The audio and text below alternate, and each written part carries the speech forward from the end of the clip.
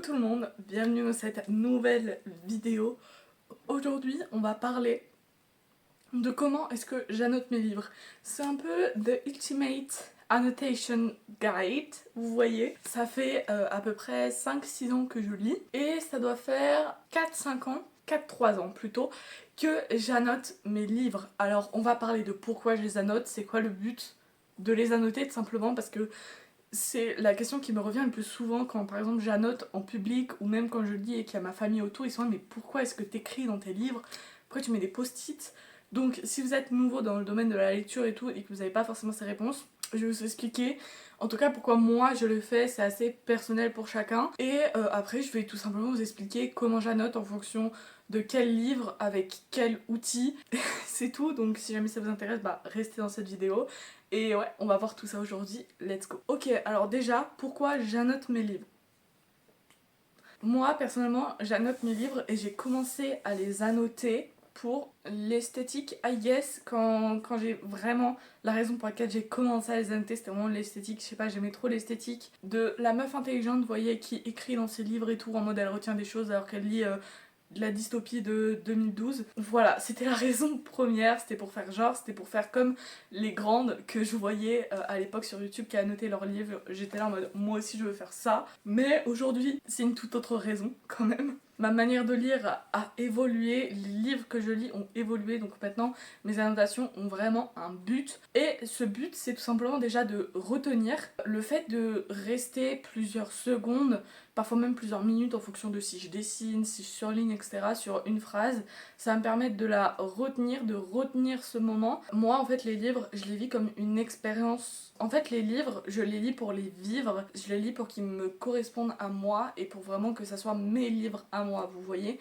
Et c'est pour ça que j'adore annoter. C'est tout simplement pour marquer l'expérience du livre. C'est pour ça que, par exemple, dans ma bibliothèque, vous voyez Defy Me ou même là, The Seven Husbands of Evelyn Hugo, que j'ai en 2 exemplaires, tout simplement parce que c'est des livres que je compte relire. Et pour moi, comme déjà le tome que j'ai lu la première fois est full annoté, en fait, la deuxième fois que je vais lire le livre, je veux pas revivre la même expérience que ma première lecture. C'est pour ça que je veux pas revoir les annotations, comment j'ai réagi à ce moment-là. Ce qui est intéressant pour moi, c'est vraiment de prendre un autre livre, enfin le même livre mais une autre copie, de l'annoter différemment en fonction de comment je réagis, ce que je ressens pendant ma seconde lecture. Et après, bah, comparer les 2 lectures, voir si, je sais pas, mon point de vue sur certaines choses il a évolué, mes réactions, voir tout simplement comment ma manière de lire a évolué. Et c'est ce que j'adore en fait, c'est... Il y a une mouche sur l'objectif, je suis désolée.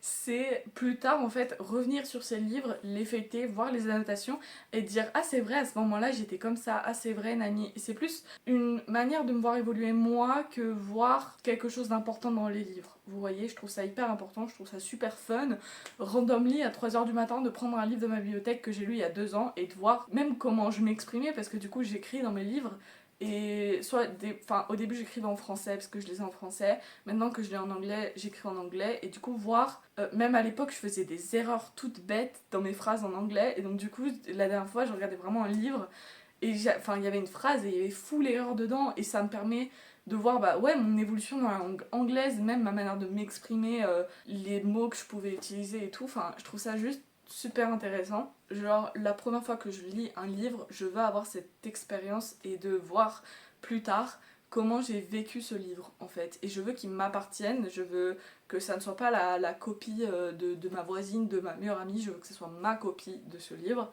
Et donc je veux qu'il y ait toutes mes pensées dedans, tout ce que je pense, tout ce que j'aime, tout ce que j'aime pas. Des fois j'écris juste littéralement what the fuck ou juste des trucs comme ça, mais j'aime bien, ça me permet de marquer le livre et de me dire voilà ça c'est mes réactions. Et après, quand je le relirai potentiellement, parce que je compte pas relire tous mes livres, mais quand je le relirai potentiellement, voir les réactions que j'aurai. Voilà, parce qu'un livre, on a beau, dans mon sens, de mon point de vue, on a beau le lire 5 fois, on n'aura jamais les mêmes sensations, on verra jamais les mêmes choses, on le comprendra toujours de manière différente. Et donc c'est ces manières différentes de comprendre que j'ai envie de marquer en annotant mes livres. Et c'est pour ça qu'à chaque fois que je relis un livre, j'achète une nouvelle copie. Après, la plupart du temps, surtout depuis que j'ai ma Kindle, on va aussi parler de comment j'annote sur ma Kindle, sur mon portable, sur mon PC, tout ça. Du coup, la plupart du temps maintenant, je lis énormément sur ma Kindle. Donc j'annote sur ma Kindle. De toute façon, t'as pas trop le choix avec une Kindle paper, je sais plus quoi, je me souviens plus.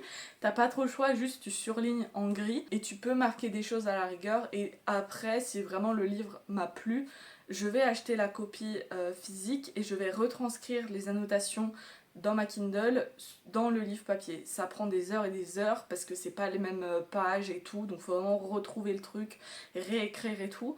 Mais pour vraiment avoir ce truc physique d'un livre qui m'a plu et que j'ai vraiment réagi. Donc c'est pour ça que même quand je lis sur mon portable, que je lis sur mon PC, que je lis sur ma Kindle, j'annote toujours mes livres. Il n'y a pas un seul livre que j'ai lu, sauf à l'époque où j'annotais pas, qui n'est pas annoté. Donc c'est pour ça que j'annote mes livres, c'est pour voir l'évolution de ce que j'aime, même en tant que lecture, etc. Et mon évolution mentale par rapport au livre, tout simplement. Ensuite, comment j'annote ? L'annotation pour moi, c'est une chose particulière au livre en lui-même. Là, pareil, je vais comparer mes débuts à maintenant au niveau de la notation. Alors, au début, je regardais beaucoup de ce genre de vidéos-là que je suis en train de faire. C'est pour ça que je la fais. Je la fais pour le mini-moi d'avant qui savait pas comment annoter et qui regardait toutes les vidéos YouTube possibles et imaginables qui disaient comment annoter un livre.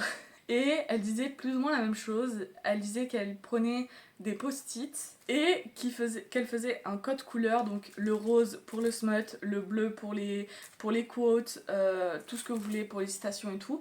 Donc vraiment un code couleur qui va rester général et qui va aller dans tous les livres. J'ai fait ça pendant à peu près 1 an avant de me rendre compte que c'est pas du tout le type d'annotation qui me convenait. Vraiment, quand je vous dis l'annotation c'est propre à chacun, c'est vraiment propre à chacun.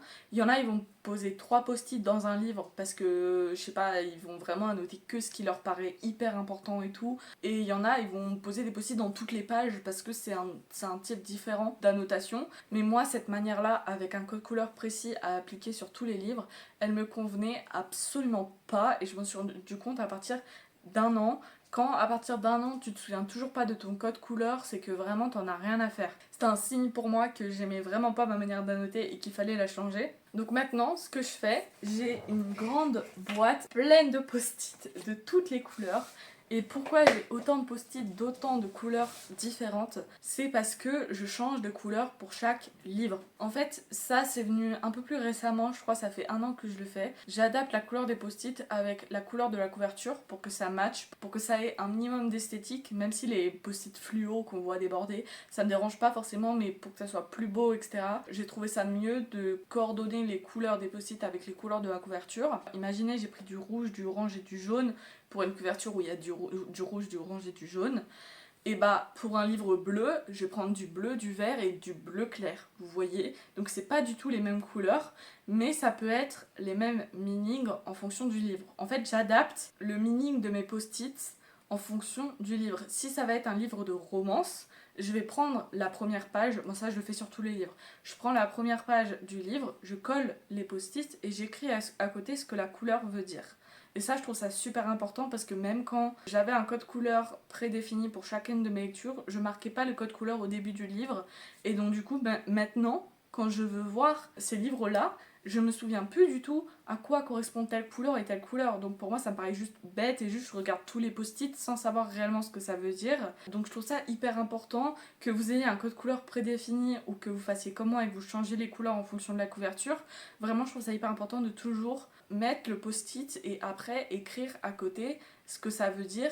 Et si vous voulez pas gaspiller un post-it sur une page vide, marquez juste bleu est égal, vert est égal et voilà quoi. Ce que je fais, c'est par exemple dans une romance, ça va être plus des trucs en mode le character development, genre un post-it pour la romance, un post-it pour le smut potentiellement, mais ça je le fais pas parce que le smut c'est pas vraiment ce qui m'intéresse dans un livre, mais je sais qu'il y en a beaucoup qui le font donc c'est pour donner un exemple. Un post-it pour le personnage féminin et un post-it pour le personnage masculin. Donc généralement dans la romance, il y a 3 post-it pour la romance quand ils sont à 2 et un post-it pour chaque personnage, surtout si c'est un dual POV pour voir leurs pensées, etc.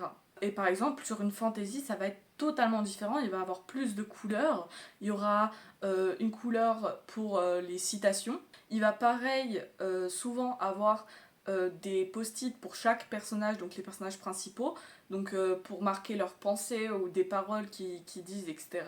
Après il peut avoir un post-it pour l'amitié, donc les scènes d'amitié qui me touchent ou qui me font rigoler, un post-it pour la romance s'il y en a. Bref, vous voyez ce que je veux dire. Chaque code en fait d'annotation change en fonction du livre et c'est pour ça que c'est d'autant plus important de le marquer au début du livre. Et du coup, ce que je vais annoter, donc les phrases que je vais souligner, surligner, dessiner, etc., va changer en fonction de chaque livre. En fonction, si c'est une romance et une fantasy, du coup, je ne vais pas du tout souligner la même chose. Ensuite, parce que là, jusqu'à maintenant, j'ai parlé que de post-it, mais on va parler aussi de la manière dont j'écris. Je souligne, je dessine dans mes livres. La plupart du temps, après ça vraiment ça dépend du matériel que j'ai autour de moi, si je suis chez moi donc je peux aller chercher tous les stylos que je veux, ou si je suis dehors et j'ai juste un crayon de papier. Donc là vraiment ça va dépendre, mais à la base des bases, ce que je fais, c'est je prends un stabilo de la couleur de mon post-it, enfin celle qui ressemble le plus, je surligne la phrase qui m'intéresse, et je vais mettre un post-it du coup qui correspond à la couleur du stabilo. Pourquoi je fais ça? Déjà c'est plus esthétique, encore une fois une question d'esthétique.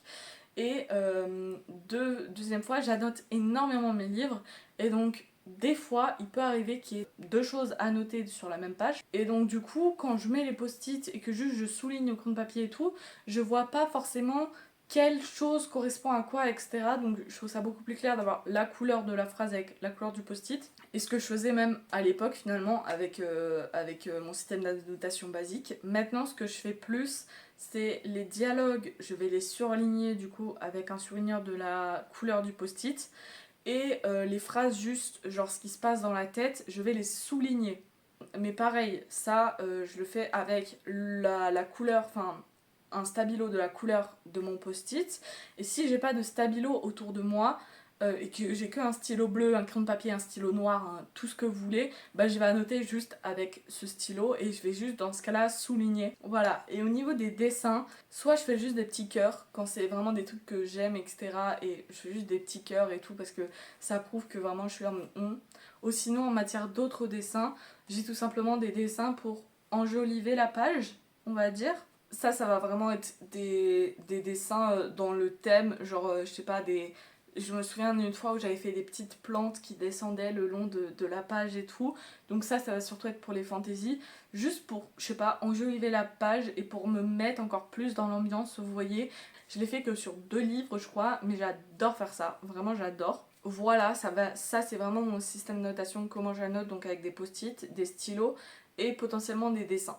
Moi je crois que je vous ai un peu tout dit sur ma manière d'annoter les livres. J'espère que j'ai été assez claire. J'ai essayé d'être assez concise et rapide parce que ce genre de vidéo peut vite prendre 40 minutes et j'ai pas envie de vous saouler pendant 40 minutes avec comment moi j'annote, sachant que peut-être que vous annotez différemment. N'hésitez pas d'ailleurs si vous avez le même type d'annotation, ça serait très drôle de vous manifester et qu'on soit en mode hey, on est annotation twins. Si vous êtes nouveau dans le domaine de la lecture et que vous voulez annoter, faites ce que vous voulez. Il y a plein de vidéos sur YouTube. C'est vous, ne vous contraignez pas parce que vous voulez correspondre, enfin vous voulez rentrer dans une case. Vraiment c'est juste de l'annotation les gars, c'est du plaisir donc chill, c'est tout. J'espère que ça vous a plu, j'espère que j'aurais pu vous aider. N'hésitez pas encore une fois si vous avez des questions à me les demander en DM Insta ou sous la vidéo tout simplement. Moi je vous retrouve dans une prochaine vidéo, je vous love, kiss kiss.